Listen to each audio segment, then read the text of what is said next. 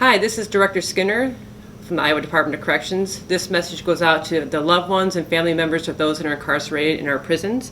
I just want to give you a weekly update on some of the things that are happening across the state. Recently this week we've had a high volume of COVID cases. And also I want to point out to you, if you're interested in the number and the count of cases, you can go to our website. That's updated quite frequently. I want to also share with you some of the things that we're doing right now to protect your loved ones. We have a master action plan that we follow. We have some general practices that we're using to keep your loved one and friends safe. So what we're doing, some of the things we're doing is when we have positive cases, we're actually medically separating those individuals from the population. The individuals that are positive in our prisons are being checked on medical staff on a regular basis and a daily basis. We're making sure that they're getting the water and liquids they need, the food they need, but we have a great medical team that is working around the clock, checking on those individuals that are positive to make sure that they're stable and they're not decompensating in any way.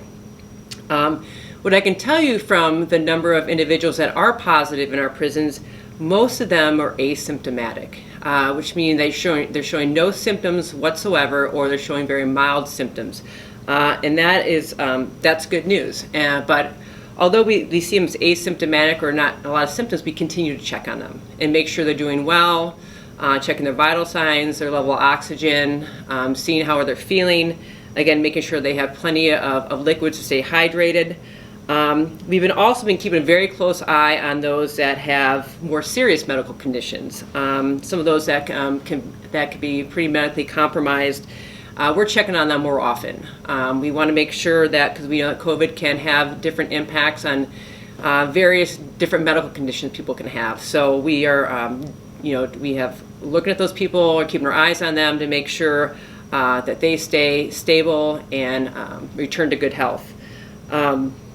We are trying to, one thing too, since we had a lot of people that have tested positive this week, we are trying to reach out to the emergency contacts. That's an important thing, which are the family members for most of these individuals.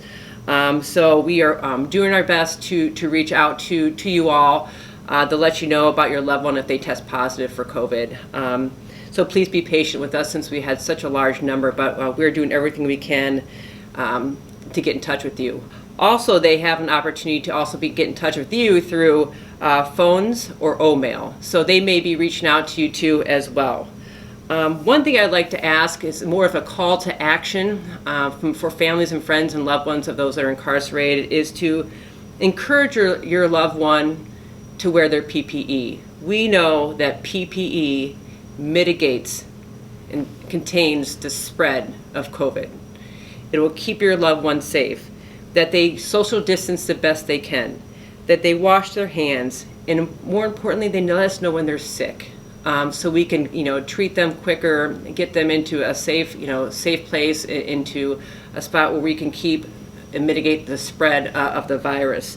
But I will tell you, we are doing everything we can at the Department of Corrections to keep your loved ones safe and the staff safe. That is our priority. We are working around the clock. We have daily calls with the medical team, with the warden, with staff, to make sure that your loved one that's incarcerated is going to be safe, and that's our goal. So I appreciate your time and your patience, especially during this difficult time, and we care about your loved ones, and again, like I said, we're going to do everything we can to keep them safe and healthy. So thank you.